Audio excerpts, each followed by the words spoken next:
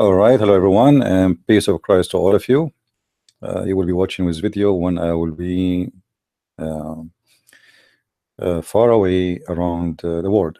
This is a scheduled video, so you will see it on time. And the reason I don't want you to stay without knowledge and information in the same time without tools to expose the cult of Islam. In front of us, we have a very famous verse the Muslims always use, try to fool us about the meaning of this verse. Now, the appearance of this verse, it says clearly that there is no, you don't force people to for religion. This is what it says. But is it really what it's meant, or the meaning is something else? In my previous seminar, I told you I used an example. That first time I heard that American they eat hot dogs, I was disgusted. I said to myself, Americans are really sick. They eat hot dogs. And this is exactly today what we are facing.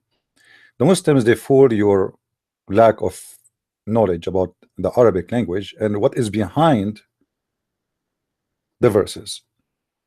So today we are going to make this short video so you can share it around and we can expose the lies Muslims they spread all over. And I hope the Muhammadan who they are listening, they accept the challenge to prove me wrong. You see, nothing of my own. The reference, the proofs, the books, all is Islamic. So this is the verse in front of us. This is a chapter 2, verse number 256, and this is the Muslim translation. I have nothing to do with it. And now we will go to something else. This is the hadith which is behind the verse.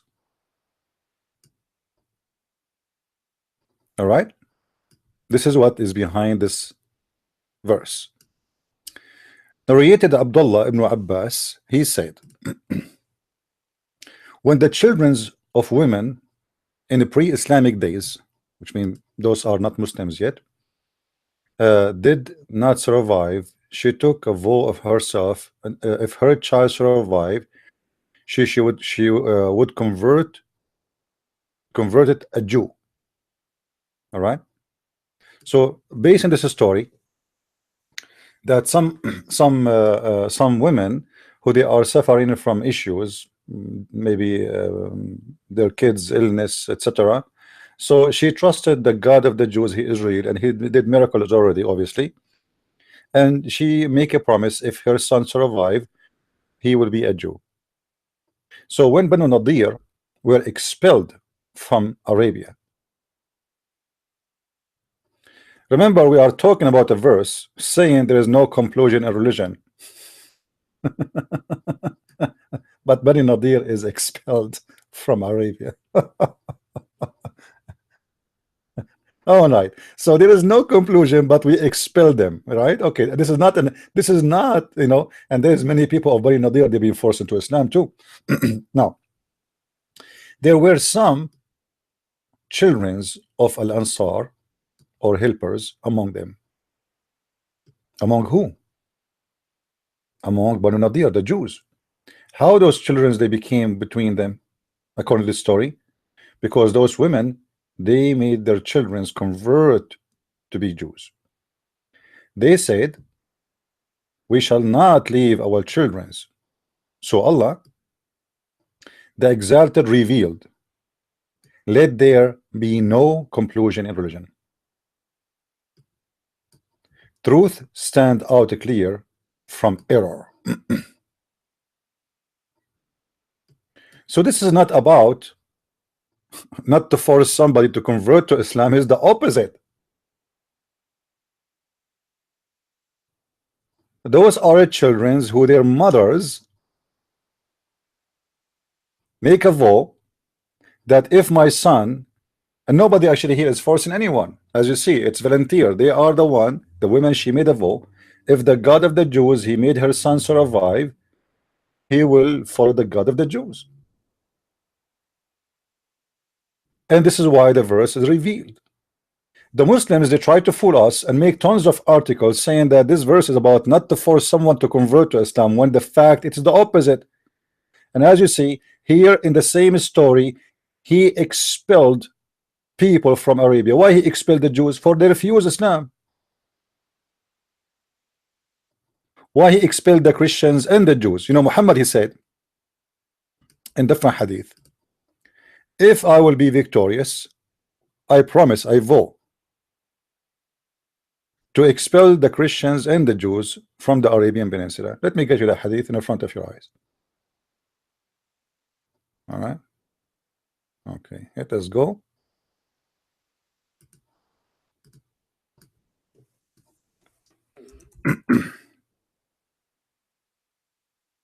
Where is the, where is the no conclusion in religion?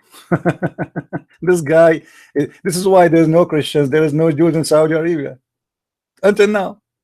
There is secretly, unless you are working there in a working visa, but there is no citizen, not allowed. So where is the no conclusion? Have you ever heard of a country have zero Christian, zero Jews, zero Hindus, zero atheist, zero gay? Is that because there's no conclusion in religion? Obviously this guy is Hitler. This is exactly what Hitler he did with the Jews. Die or run for your life. So this is what this verse is about. And when the Muslims try to lie to you about it, now you have enough tools to show them that they are lying. If Islam is not about forcing people, why you want to expel the Jews and the Christians? You see, he is not saying all the Christians have to be expelled. Like what? All of them, they are guilty to Muhammad, what they did. Everybody, women, children, everybody, old, everybody have to expel. Why? For Muhammad was doing religious cleansing, genocide based on religion. You don't accept me, I kill you all.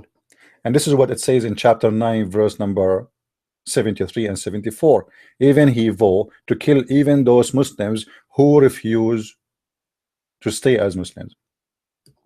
This is why Muhammad, he said, man, the one who changed his religion, kill him. Where is, how we can mix those things together? How there's no conclusion in religion, but yet the one who leave Islam, we kill him. What is the war of apostate then? And as you see here, the one is talking is Muhammad. This is not somebody understand. This is not Zakir Naik, who have wrong understanding because he is funny Abdul. And this is Sahih. So who, don't make the Muslims fool you. Every Muhammadan is a lying machine walking between us. And the purpose of all those lies is to conquer your mind and make you believe that Islam is not what you think. And as you see, it says in the front of you, this is Sahih. So what they will say, it's weak. And by the way, even the weak hadith is correct. Weak, it means it pass, it's accepted.